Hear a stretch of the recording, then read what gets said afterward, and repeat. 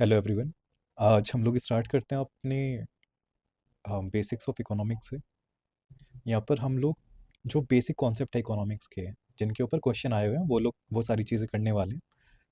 Plus इसमें जितने भी ऑप्शंस होंगे ना, सपोज करो एमसीक्यू में अगर 4 ऑप्शंस हैं, तो हम लोग चारों को डिस्कस करेंगे कि वो अगर सही है तो क्यों है एंड सही नहीं है तो क्यों नहीं है।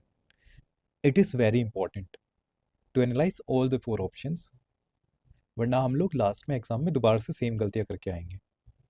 अभी हम क्या कर रहे हैं, 2020 से लेके 2024 तक का कवर कर रहे हैं, जो कि बिल्कुल बेसिक से आए हुए हैं, जिसमें हम कोर इकोनॉमिक्स एंड ग्रोथ की बात करेंगे, नेशनल इनकम और प्लानिंग की बात करेंगे।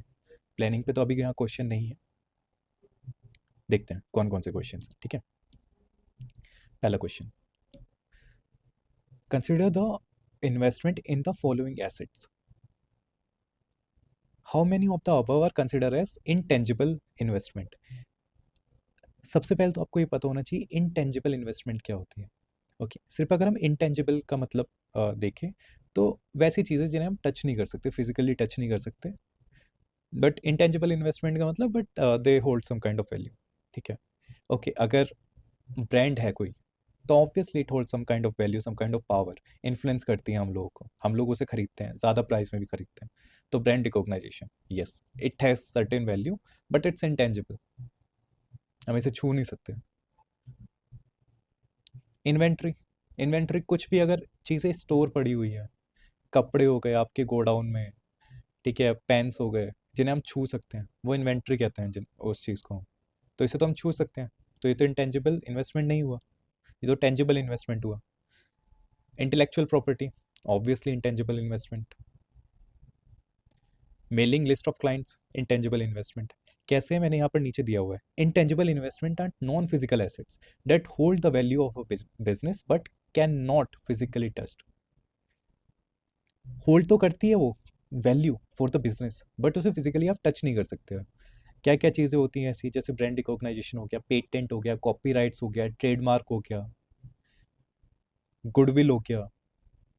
गुडविल भी आपका इंटेंजिबल एसेट है, ठीक है। इसके बेसिस पर भी आपको लोन वोन मिल जाता है बैंक से कि हाँ इस कंपनी की गुडविल है, हाँ बढ़िया कर रही है, चलो ठीक है दे दो लोन।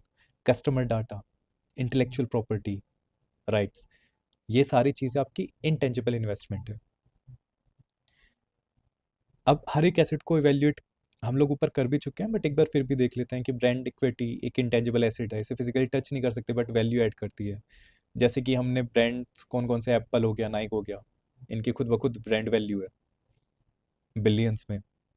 इन्वेंट्री तो टेंजिबल एसेट है, कंपनी ने स्टॉक कर रखा है शर्ट का, या फिर कार मैन्युफैक्चरिंग व्हीकल्स, कार पड़े हुए हैं, कार पड़ी हुई है, ठीक है, गोडाउन में, ये सब क्या है, टेंजिबल है।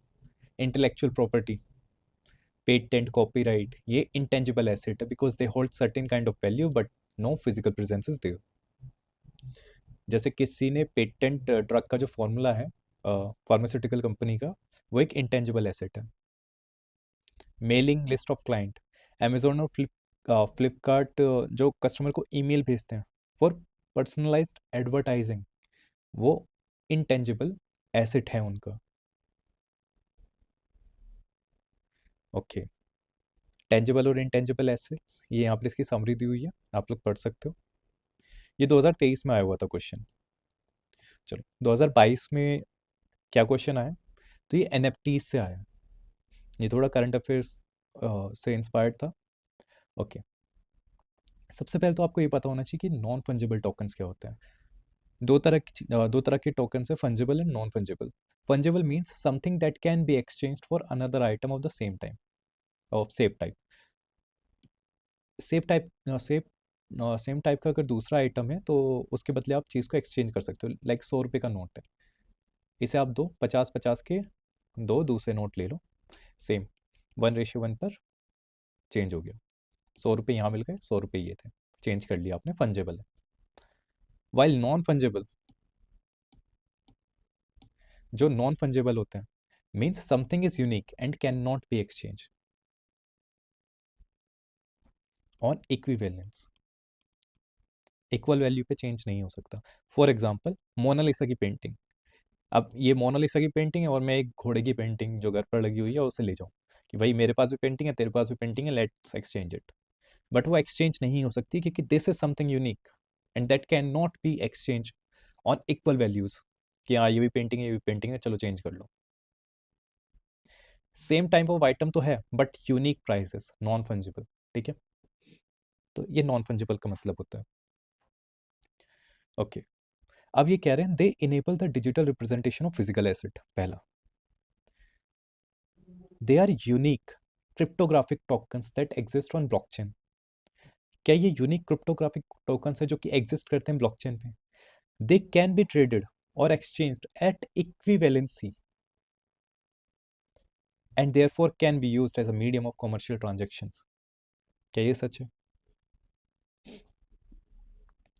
चलो, नॉन फंजिबल टोकन्स होते क्या? यूनिक डिजिटल एसेट होते हैं जो कि स्टोर्ड होते हैं ब्लॉकचेन पर, that represent ownership of a specific item. जैसे कोई भी पेंटिंग वेंटिंग हो गई, या आपने कोई कार्टून बनाया, या आप कोई आर्टिस्ट है, आपने कोई सॉन्ग वोंग गाया, लिखा, या तो लिखा राइटर, या फिर आपने सॉन्ग गा दिया, तो वो सारी चीज़ें जो है, क्योंकि ये एक यूनिक चीज़ है, आपने इसका टोकन बनाया कि मैं इसका ओनर हूँ और यहाँ पर डाल दिया, कहाँ पर? ब्लॉकचेन पर डाल दिया। Unlike crypto currencies like Bitcoin and Ethereum, जो कि फंजिबल होते हैं और इंटरचेंजेबल होते हैं, NFTs are unique and can not be replaced. ये इसकी सिंपल डेफिनेशन है। की करेक्टरिस्टिक क्या है? डिजिटल रिप्रेजेंटेशन ऑफ फिजिकल और digital assets. NFT can be used digitally represent real world assets like art, music, videos, real estate और virtual collectibles। ठीक है, आपने यहाँ पर डाल दिया ब्लॉकचेन पर कि ये ड्राइंग मैंने बनाई है, मेरी है। अब लोग इस पर बिड कर सकते हैं कि ओके आप ये ओरिजिनल ओनर हो, लाओ ये हमें दे दो। ये कोई भी डिजिटल आर्ट भी हो सकती है या फिर आपके पास फिजिकल भी प्रेजेंट हो सकता है। जैसे रियल इस्टेट है, आपने एक घर की फोटो डाल दी NFT पर, तो आपके पास ये रियल में एसेट है, रियल वर्ल्ड एसेट है, आपने NFT पे डाल दी कि ये मेरी जगह है। अब लोग बिड करेंगे इस पर कि ओके इतने में दे दो, इतने में दे दो, और ये बेच देगा। उसके पास ऑनलाइन ही ओनरशिप आ जाएगी, प्रॉपर्टी के पेपर वेपर आ जाएंगे उसके पास कि हाँ ये अब इस इंसान ने खरीद लिया है इस प्रॉपर्टी को, एंड बस बात खत्म हो गई। रियल इस्टेट प्रॉपर्टीज भी NFT के थ्रू बिकती है, आर्ट, म्यूजिक, वीडियोस, ये सब बिकती है। Stored on blockchain, mostly Ethereum पे ये स्टोर होती है। NFTs exist at cryptographic tokens on blockchain network। इनके टोकन्स बना दिए जाते हैं, उसके हिसाब से वो सेव होती है वहाँ पर इन नेटवर्क्स पर। नॉन फंजेबल होती है, यूनिक होती है and can not be exchange at 1:1 की इक्विवेलेंसी पर। Used for ownership, authentication and scarcity. NFTs help करती है वेरीफाई करने में कि किसकी ओनरशिप है, ओरिजिनली ये किसका था। क्योंकि आज के टाइम पर ना अ, आप कुछ भी चीज़ कॉपी कर सकते हो, ठीक है, तो कोई भी अगर डिजिटल आर्ट है उसकी भी कॉपी हो जाती है, बहुत ईजी है। बट आपने ये बनाई अपनी और आपने ये अपलोड कर दी, ठीक है, ब्लॉकचेन पर आपने किया, तो आप ही ओरिजिनल ओनर है। अब यहाँ पर आपके पास ये पेंटिंग रखी हुई है, फर्स्ट ओनर आप हैं। ये इसीलिए वेरीफाई करता है, NFT can help verify ownership and originality, क्योंकि ये तो ओरिजिनल पेंटिंग इसके पास है, और सारी होगी तो डुप्लीकेट होगी, फेक आर्टिस्ट होंगे देख कर बनाई होगी। तो NFT हेल्प करता है वेरीफाई करने में ओनरशिप एंड ओरिजिनलिटी। दे इने फर्स्ट स्टेटमेंट क्या था? They enable the digital representation of physical asset. बिल्कुल सही है, डिजिटली रिप्रेजेंट करे बहुत फिजिकल एंड डिजिटल एसेट्स को। They are unique cryptographic tokens that exist on blockchain. Yes, NFTs are stored on blockchain like Ethereum, Solana, Binance. They use ERC-721, ERC-1155 standard on Ethereum. Not so important. They can be traded or exchanged at equivalency and therefore can be used as medium of commercial transaction. क्या equivalency पे change हो सकती है? Mona Lisa की painting के मैं एक घोड़े की पेंटिंग के साथ एक्सचेंज कर सकता हूँ? नहीं कर सकता हूँ। These are non fungible, meaning each one is unique and can not be exchange at 1:1।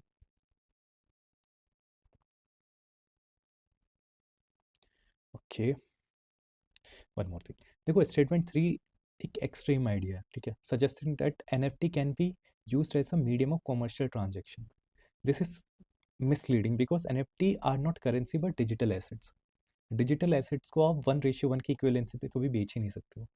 Currency थोड़ी है NFT. NFT is not an currency but a digital assets. Assets को आप कभी भी 1:1 की इक्विवेलेंसी में नहीं बेच सकते हो, इसीलिए नॉन फंजिबल ही होते हैं। पहला सही, दूसरा सही, तीसरा गलत, तीसरा गलत, तीसरा गलत, तीसरा गलत, ये answer. Okay, now next question.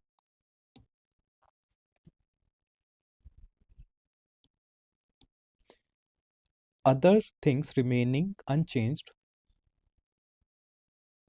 other things remaining unchanged, market demand for a good might increase। ये कह रहे हैं कि किसी गुड की डिमांड बढ़ रही है। कब बढ़ेगी? जब उसके सब्स्टिट्यूट गुड का प्राइस इंक्रीज होगा या जब उसके कॉम्प्लीमेंट गुड का प्राइस इंक्रीज होगा। बाकी के स्टेटमेंट में नहीं जाते हैं, पहले यहीं पर आते हैं। देखो,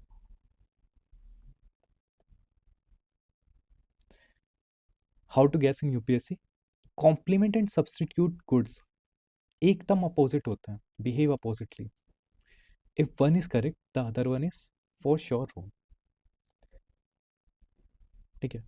तो अगर आपको बिल्कुल कोई आइडिया नहीं है, खैर इस वाले क्वेश्चन में तो बिल्कुल एलिमिनेट करके नहीं आ रहा है, but still you will be sure कि 1 और 2 एक साथ तो नहीं आएगा, इनमें से कोई एक ही सही होगा, क्योंकि substitute good and complementary goods एकदम अपोजिट चीज़ है। हॉट एंड कोल्ड एकदम अपोजिट चीज़ है। हॉट एंड कोल्ड के ऊपर भी आ रखा है, इस तरह का स्टेटमेंट भी आ रखा है यूपीएससी में। सो मेक श्योर कि ये दोनों एक जगह तो नहीं आएगा, तो कम से कम हम एक तो ऑप्शन एलिमिनेट कर पा रहे हैं कि 1 और 2 साथ में नहीं आएंगे, या तो सिर्फ 1 आएगा या सिर्फ 2 आएगा। चलो, अच्छा, गुड की डिमांड कब बढ़ रही है, कब बढ़ेगी? जब price of substitute good increase होगा, या कॉम्प्लीमेंट गुड का प्राइस इंक्रीज होगा, या the good is an inferior good and income of the consumer increases if price falls. तो देखो सब्स्टिट्यूट गुड क्या होता है, एक है पेप्सी, एक है कोका कोला, दोनों सेम तरह के गुड है। तो अगर पेप्सी के हमने प्राइस बढ़ा दिए, चल मान लिया अब ये 50 रुपए की आ रही है, ये 20 रुपए की आ रही है, ये 45 रुपीज़ की आ रही है, तो हम कौन सी लेंगे कि सेम सही टेस्ट है यार, कोका कोला ले लो, 5 रुपये या 10 रुपये बच रहे हैं। तो ये होता है substitute good. When the price of substitute good increases, consumer क्या होता है, शिफ्ट कर देता है to the cheaper alternative.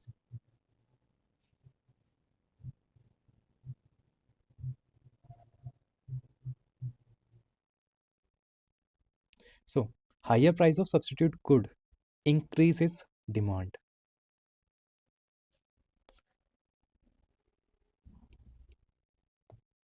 Now, price of its complementary increases. Demand for the good increases. अगर कॉम्प्लीमेंट्री गुड का प्राइस जो है वो इंक्रीज हो रहा है, तो क्या जो एक्चुअल गुड है उसके भी प्राइसेस इंक्रीज होंगे, या वो सॉरी उसकी भी डिमांड इंक्रीज होगी? अगर पेट्रोल के प्राइसेस इंक्रीज हो रहे हैं जो कि कॉम्प्लीमेंट्री गुड है, तो जो कार्स है क्या उसकी डिमांड भी इंक्रीज होगी क्या? नहीं, कार्स की डिमांड क्या हो जाएगी, कम हो जाएगी। क्यों? क्योंकि पेट्रोल के प्राइस बहुत ज़्यादा बढ़ रहे हैं कि यार कौन चलाएगा इतना महंगा, इससे बढ़िया तो हम बस से चले जाए, या फिर ओला उबर कर ले, वही सस्ती पड़ रही है, पेट्रोल का खर्चा तो बहुत ज़्यादा पड़ रहा है। तो जब भी कॉम्प्लीमेंट्री गुड्स के प्राइसेस इंक्रीज होते हैं, तो जो डिमांड होती है गुड की वो क्या हो जाती है, डिक्रीज हो जाती है। तो दूसरा स्टेटमेंट गलत है। Complementary goods are consumed together. If the price of complementary good increases, demand for both falls. Demand कम हो जाएगी अगर किसी के प्राइस बढ़ा दोगे तो आप कॉम्प्लीमेंट्री गुड के। ओके, तीसरा है inferior good. The good is a inferior good and the income of consumer increases. कह रहे कि इंफीरियर गुड है, स्टेटमेंट तीसरा था कि इंफीरियर गुड है और जो इनकम है कंज्यूमर की वो इंक्रीज हो गई है। तो अगर इनकम इंक्रीज हो रही कंज्यूमर की तो इंफीरियर गुड की डिमांड भी बढ़ेगी क्या? ये स्टेटमेंट है। तो नहीं, ये गलत है। क्यों? सपोज करो इनकम पहले इंसान कमाता था 5,000 रुपये, तो 20 रुपये का बर्गर खा लेता था, खुश है। अब इंसान कमा रहा है 50,000 रुपये, तो अब वो क्या करेगा? अब वो सोचेगा यार थोड़ा देखते हैं यार, कुछ बढ़िया वैरायटी खा के देखते हैं, चलो मैकडी चलते हैं या बर्गर किंग चलते हैं, वहाँ का बर्गर देखते हैं, यहाँ का 250 का, यहाँ का 100 का। ठीक है, तो इंसान इंफीरियर गुड की तरफ नहीं जाता। दूसरा एग्जांपल देखते हैं, चावल। पहले जब सैलरी कम थी तो नॉर्मल चावल खा लेता था, अब सैलरी ज़्यादा हो गई है तो अब बासमती चावल चाहिए कि हाँ यार इसमें टेस्ट भी बढ़िया होता है, खिले खिले से रहता है। तो इंसान की जब भी इनकम बढ़ती है तो वो कभी भी इंफीरियर गुड्स की तरफ नहीं जाता है, वो अपने आप को भी अपग्रेड करने की कोशिश करता है। हाँ, ये सच है, जब भी प्राइस कम होते हैं ना गुड्स के प्राइस जैसे ही कम हो गए तो उसकी डिमांड बढ़ती है, but that's not true for inferior goods. ये गुड्स के अंदर ही एक सब कैटेगरी मान लो इंफीरियर गुड्स की। Now fourth, it's price fall, demand for the good increases. तो यस, अगर सिंपल गुड्स की हम बात करते हैं तो लॉ ऑफ डिमांड कहता है कि अगर किसी भी चीज़ का प्राइस फॉल हो रहा है तो उसकी डिमांड बढ़ेगी। कहाँ सच नहीं, वो इंफीरियर गुड्स के मामले में सच नहीं है। अब दो और चीज़ें जो आपको पता होनी चाहिए, एक है गिफ्टन गुड और एक है वेबलिन गुड। अब इसकी कैसे याद रहेगा, ये मैंने कैसे याद किया, देखो गिफ्टन में सबसे पहले आता है आई, तो ये हो गया इंफीरियर, और वेबलिन में आता है ई, तो ये हो गया एक्सक्लूसिव। अब हमने देखा कि इंफीरियर गुड जब भी प्राइस बढ़ते हैं तो इंफीरियर गुड की डिमांड क्या हो जाती है, कम हो जाती है, बट उसके अंदर भी गिफन गुड्स एक्सेप्शन है। एक्सेप्शन क्यों है? गिफन गुड्स वो गुड्स हैं जिनका अल्टरनेटिव अवेलेबल ही नहीं है। तो जब अल्टरनेटिव ही अवेलेबल नहीं है कुछ चीज़ों का, तो आप हायर क्वालिटी गुड्स पे जा ही नहीं सकते। वेबलिन गुड ये कुछ होते हैं एक्सक्लूसिव, जैसे BMW, फरारी, एक्सक्लूसिव, जो बहुत कम होती है, बहुत कम ही कार्स बनाई हुई है, बिल्कुल 5 करोड़ वाली एक कार है, या रोल्स रॉयस। इवन अगर इनका भी प्राइस बढ़ता है तो भी कोई फर्क नहीं पड़ता डिमांड पर, डिमांड फिर भी उतनी ही रहेगी। इनके प्राइस से कोई फर्क ही नहीं पड़ रहा है डिमांड का। इन्फीरियर गुड का भी प्राइस बढ़ने से या कम होने से कोई फर्क नहीं पड़ेगा डिमांड पर, लोग इन्हें खरीदेंगे ही खरीदेंगे। ये दोनों एक्सेप्शन है, दोनों के नाम याद रख लेना, गिफन और वेबलिन गुड्स। चलो नेक्स्ट, मनी मल्टीप्लायर इफेक्ट। तो ये कह रहे हैं कि मनी मल्टीप्लायर, और ये बार बार आ रहा है इस तरह का क्वेश्चन, ठीक है, मनी मल्टीप्लायर पर। ये कह रहे हैं कि money multiplier in an economy increases with which of the following.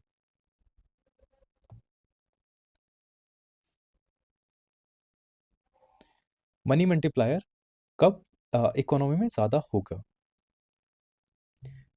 जब CRR, cash reserve ratio, increase होगा तब होगा, जब SLR बढ़ेगा तब होगा, जब बैंकिंग हैबिट बढ़ेगी लोगों की तब होगा, या फिर जब पॉपुलेशन इंक्रीज होगी तब होगा। देखो मनी मल्टीप्लायर कब काम करता है, एक होती है लैंडिंग, ठीक है, जब बैंक लैंड करता है या लोन देता है, बैंक में पैसा आया और बैंक ने लोन दिया, तब मनी मल्टीप्लायर इफेक्ट काम करना स्टार्ट करता है, ठीक है। तो लैंड करना बहुत ज़रूरी है इसके लिए। तो मनी मल्टीप्लायर इफेक्ट पड़ेगा कब? जब बैंक के पास पैसा होगा। अब आप देखो जो CRR है, अगर CRR बढ़ जाता है, ये क्या होता है क्या नहीं होता अभी नीचे देखेंगे। अगर CRR बढ़ जाता है मतलब RBI ने CRR बढ़ा दिया, 4% से 6% कर दिया, तो बैंक के पास अब लोन देने के लिए कम पैसा है। तो उससे क्या होगा? मनी मल्टीप्लायर कम होगा क्योंकि लैंडिंग कम हो जाएगी। SLR भी सेम ही चीज़ करता है। अगर SLR को बढ़ा दोगे तो बैंक के पास लैंड करने के लिए, लोन देने के लिए कम पैसा बचेगा, तो इससे भी मनी मल्टीप्लायर क्या होगा? कम होगा। Increase in population of the country, population of the country बढ़ा दिया आपने, बट इसका ये मतलब थोड़ी है कि इसमें बैंकिंग पेनिट्रेशन भी हो रहा है।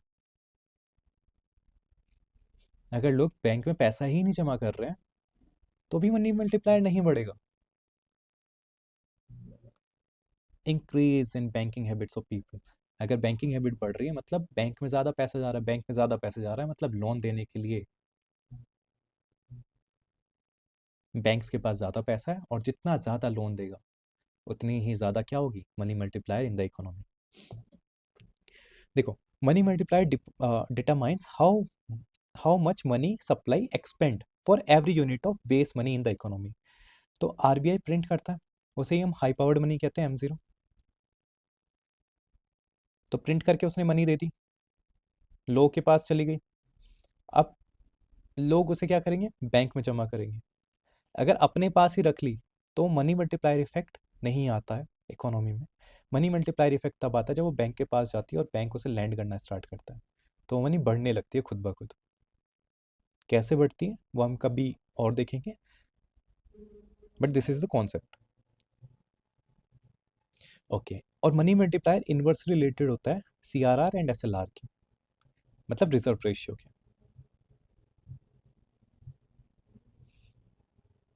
ओके, स्टेटमेंट 1 है increase in CRR in the banks. क्या इससे मनी मल्टीप्लायर बढ़ेगा? नहीं। CRR होता क्या है? Percentage of deposit that bank must keep with RBI। RBI के पास के कुछ परसेंटेज रखता है बैंक एस CRR। तो अगर बैंक ने RBI के पास रख दी तो अब बैंक के पास लेस मनी बचेगा, hence no money multiplier, low money multiplier effect. SLR in the banks.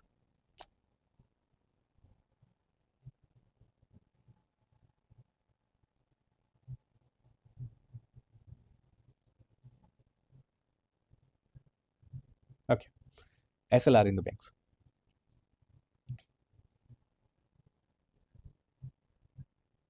SLR क्या होता है? Minimum percentage of deposit that bank must hold in cash, gold और RBI अप्रूव्ड सिक्योरिटीज। अपने पास ही, बैंक अपने पास ही रखता है ये कुछ मिनिमम परसेंटेज ऑफ सिक्योरिटीज। ठीक है, उन्हें ये लैंड देने में काम नहीं कर सकता, फॉर सेफ्टी पर्पसेस ये रखी जाती है। तो higher SLR means bank hold more reserve, less money lent out, तो लो मनी मल्टीप्लायर इफेक्ट होगा। इंक्रीज हो जाएगी बैंकिंग हैबिट्स, तो बढ़िया है, बैंक के पास ज़्यादा पैसा होगा, दे देगा। Banking increase in population of the country, अगर बैंकिंग पेनिट्रेशन ही नहीं है तो इट्स नॉट रियली श्योर कि हाँ मनी मल्टीप्लायर इफेक्ट ज़्यादा होगा या नहीं होगा, तो ये डायरेक्टली इफेक्ट नहीं करता मनी मल्टीप्लायर को। मनी मल्टीप्लायर इनवर्सली प्रोपोर्शनल है रिजर्व रेशियो के, ये याद रखना है बस। ठीक है, next, which of the following is most likely take following step is most likely taken at the time of economic recession. अब यहाँ पर बहुत सारे कॉन्सेप्ट है, ठीक है। जब भी आप रिसेशन सुनोगे तो रिसेशन के साथ साथ आपको पता होना चाहिए डिप्रेशन क्या होता है। रिसेशन, डिप्रेशन, डिसइंफ्लेशन और डिफ्लेशन, इन सब में डिफरेंसेस आपको पता होने चाहिए। चारों के ऊपर क्वेश्चन आ चुके हैं इसलिए मैं बता रहा हूँ। नो, अब ये कह रहे हैं कि रिसेशन है, मंदी चल रही है देश में। अब मंदी को हटाने के लिए क्या किया जा सकता है? या तो गवर्नमेंट करेगी कुछ मंदी को हटाने के लिए, या फिर RBI करेगा कुछ मंदी को हटाने के लिए। गवर्नमेंट क्या कर सकती है? एक्सपेंडिचर ज़्यादा कर सकती है। एक्सपेंडिचर ज़्यादा करेगी, उससे क्या होगा?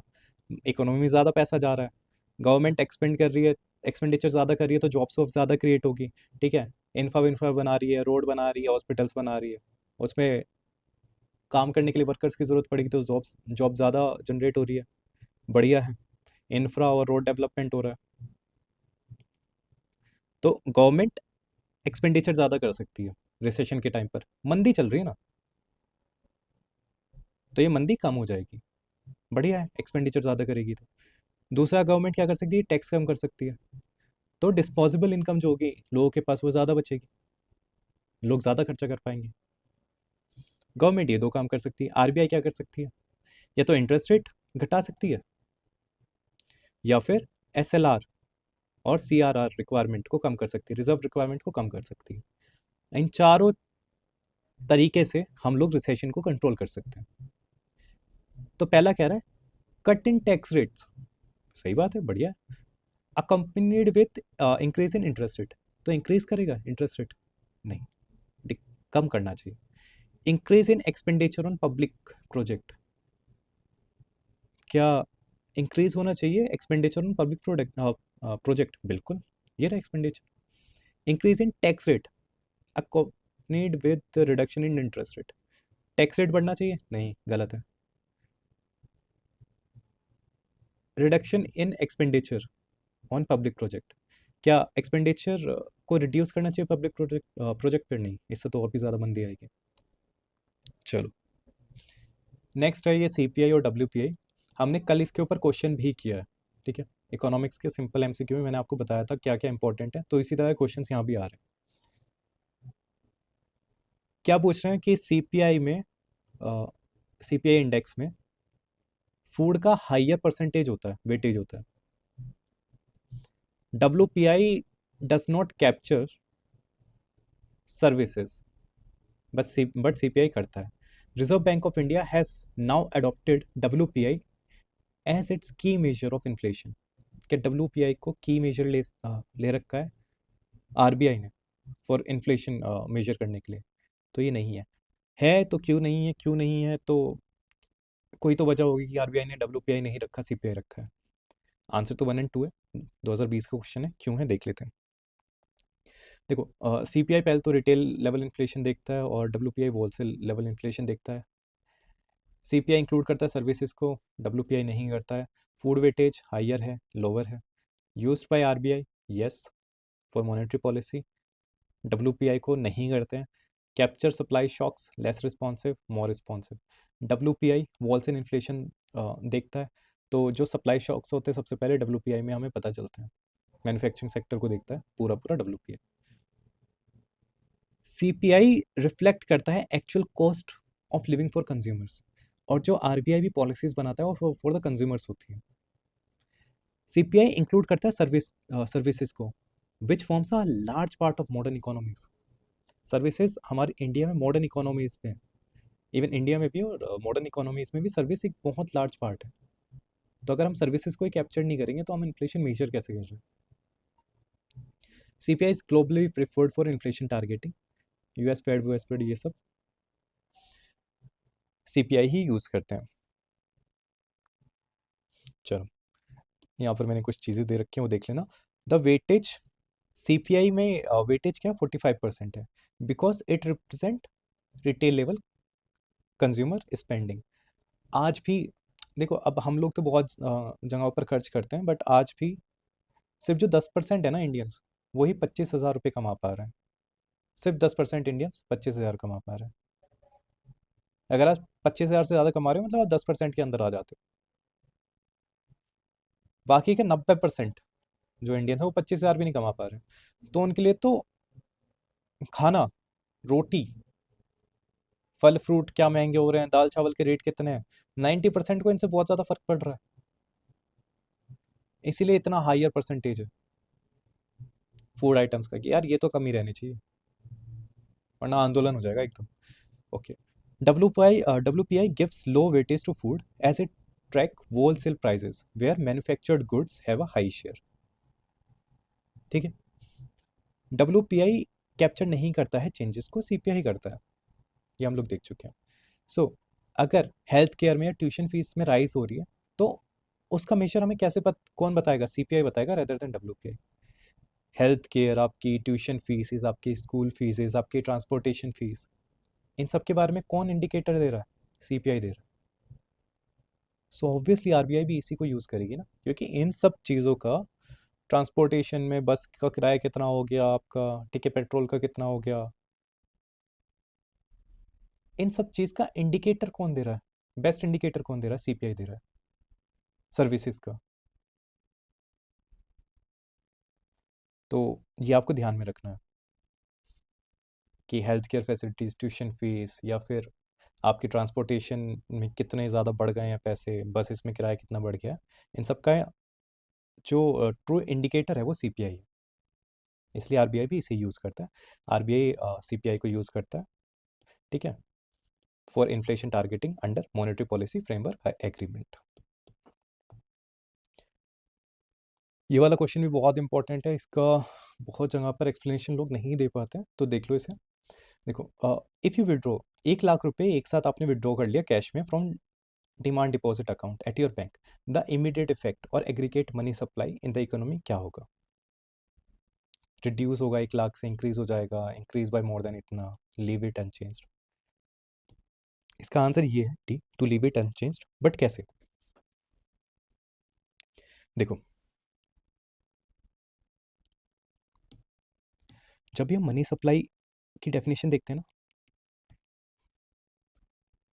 तो ये M1 से स्टार्ट करते हैं, हर जगह M1 आता है, ठीक है, M3 में M1 पहले से, M1 हर जगह आता है। तो M1 देख लेते हैं क्या? Currency in circulation plus demand deposit. अब ये कह रहे हैं कि जो डिमांड डिपॉजिट है वहां से 1 लाख रुपए निकाल लिए गए, तो मनी सप्लाई में कितना फर्क आएगा? इमीडिएट इम्पैक्ट क्या होगा उसका मनी सप्लाई का? निकाल लिया, पर कहाँ ला के रख दिए? करेंसी इन सर्कुलेशन, सीसी में। तो मनी सप्लाई तो सेम ही रहा ना, 1 लाख रुपए निकाले बट कहाँ ले आए? वही करेंसी इन सर्कुलेशन आ गया, तो मनी सप्लाई में कोई चेंज नहीं हुआ। एक चीज याद रखना है, विड्रॉ आप कितना ही विड्रॉ कर लो, इसका कोई भी इम्पैक्ट नहीं पड़ता है मनी सप्लाई में। मनी सप्लाई में मनी सप्लाई बढ़ रही है, घट रही है, ये डिपेंड करता है लैंडिंग से। जब आप लैंड करते हो तभी मनी सप्लाई बढ़ रही होती है, लैंडिंग कम हो जाती है तो मनी सप्लाई कम हो जाती है, लैंडिंग ज़्यादा हो जाती है तो मनी सप्लाई ज़्यादा हो जाती है इकोनॉमी में। विड्रॉ से कोई भी फर्क नहीं पड़ता, आप कितना ही कभी भी निकाल लो, क्योंकि वो डिमांड डिपॉजिट से आके सीधे कहाँ आ जाएगा? करेंसी इन सर्कुलेशन में आ जाएगा, नथिंग एल्स। तो यही सारे पॉइंट्स मैंने यहाँ पर दे रखे हैं। अच्छा, रिड्यूस होगा क्या 1 लाख से? नहीं, the withdrawal does not reduce the total money supply, it just shifted from deposit to cash, और कुछ नहीं हुआ है। To increase it by 1 lakh rupees, नहीं, कोई नई मनी क्रिएट ही नहीं हो रही है, it just a transfer from bank to cash. Increase हो जाएगी more than 1 lakh rupees, no additional money is generated, money multiplier effect happens only when lending not withdrawals is happening. To leave it unchanged, the total M1 money supply remain unchanged as demand deposit.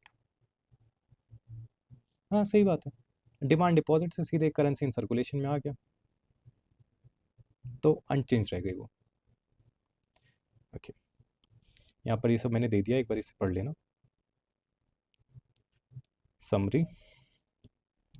Okay, कल मिलते हैं।